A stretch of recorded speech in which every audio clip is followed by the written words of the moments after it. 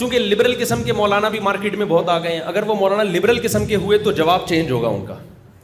کہیں گے actually protein چونکہ باڈی کی ریکوائرمنٹ ہے, کل آپ کا پیپر ہے, آپ رمضان کا روزہ چھوڑ سکتے ہیں. ایک مشہور مفسر ہے نا, جنہیں اسکالر آپ جانتے ہیں نا ان کو, مشہور اسکالر ہیں جنہوں نے فتویٰ دیا ہے کہ کل آپ کا اگر پیپر ہے تو آپ فرض رمضان کا روزہ چھوڑ سکتے ہیں. ایسا بالکل حرام ہے. رمضان کا روزہ اسلام کا رکن ہے. رکن کہتے ہیں جس کے بغیر عمارت ہی کھڑی نہ ہو, صرف سفر اور بیماری میں چھوڑنے کی اجازت ہے, اس کے علاوہ قطعاً اجازت نہیں ہے. تو اگر لبرل قسم کے مولانا ہوں گے وہ کہیں گے کہ بھائی پروٹین چونکہ باڈی کی ریکوائرمنٹ ہے, اس کے بغیر آپ زندہ نہیں رہ سکتے, لہذا مجبوراً آپ چوری کر کے کھا سکتے ہیں. لیکن جس عالم کو عمق ہوگا نا دین کے علم میں, گہرائی ہوگی, وہ کہے گا کہ جان اگر جا رہی ہو نا, جب مرنے لگو اس وقت تو آپ بقدر ضرورت کھا سکتے ہو. فیوچر میں موت کا پروٹین جب کم ہو جاتے ہیں, اتنی جلدی نہیں مرتا آدمی. ایسے تو ہر آدمی مرنے والا ہے کراچی میں, کوئی ایک بندہ دکھاؤ جس میں سب کچھ پورا ہو. ڈاکٹر کہتے ہیں وائٹامن ڈی تو 90% لوگوں میں ہے ہی نہیں. وائٹامن ڈی کی کمی سے بھی تو کتنی بیماریاں پیدا ہوتی ہیں. اب آپ نے کیا کیا کہ چونکہ میرے پاس وائٹامن ڈی کی کمی پوری کرنے کے لیے جو غذائیں چاہیے وہ غذائیں اتنی مشکل ہیں, آپ نیٹ پہ سرچ کرو, اس کے لیے آپ کو پتہ نہیں شلجم کے پودے خود لگا کے کھانے پڑیں گے, مچھلی کی خاص قسمیں آپ کو کھانی پڑیں گی, اور پتہ نہیں کیا کیا کھانا پڑے گا. اس کے لیے آپ کو جب تک لوگوں کی جائیدادیں نہیں کھاؤ گے آپ کا وٹامن ڈی اس زمانے میں پورا نہیں ہو سکتا. دھوپ تو ہے ہی نہیں نا, بیٹھتے ہی نہیں دھوپ میں, اور کہتے ہیں دھوپ سے بھی پورا نہیں ہو رہا وہ. تو اگر آپ اتنے براڈ مائنڈڈ بنتے چلے جاؤ گے تو وائٹامن ڈی کی کمی کے لیے بھی چوری کی اجازت, سودی بینکوں میں جاب کی اجازت. لیکن جو صحیح علم جس کے پاس ہوگا وہ کیا کہے گا, بھائی اللہ میاں نے خنزیر کھانے کی اجازت اس وقت دی ہے فیوچر میں موت کا خوف نہ ہو, بلکہ موت آپ پر مسلط ہو جائے, ابھی آپ کو لگے کہ میں نے نہیں کھایا تو ابھی مر جاؤں گا میں. ایسی شدید مجبوری میں اللہ نے آپ کو حرام کھانے کی اجازت دی ہے. پھر وہ حرام نہیں رہتا, فیوچر کے خوف سے اجازت نہیں ہے.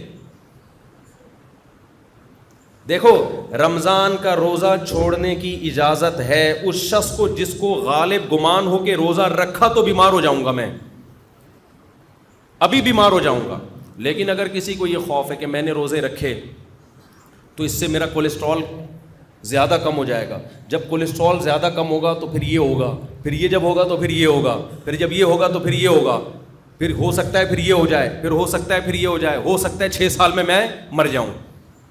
اس خوف سے روزہ چھوڑنے کی آپ کو اجازت بولو نہیں ہے.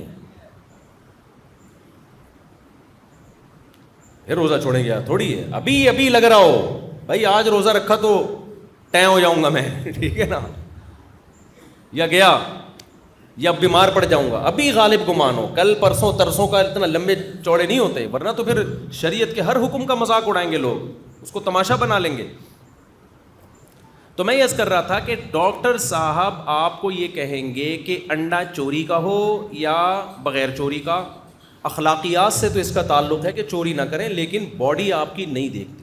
لیکن مولانا صاحب آپ کو کیا کہیں گے, بھائی بغیر پروٹین کے سوکھے سڑے ہو کے زندگی گزار لو, کوئی بات نہیں, تمیز سے مر جاؤ, قیامت کے دن تمہارا شمار انسانوں میں ہوگا, حیوانوں اور جانوروں میں نہیں ہوگا. اور اگر کھا کے حلال حرام کی فکر کیے بغیر فل پروٹین کے ساتھ قبر میں چلے گئے تو اٹھتے ہوئے آپ کے پروٹین نہیں ہوں گے جس دن قبر سے اٹھو.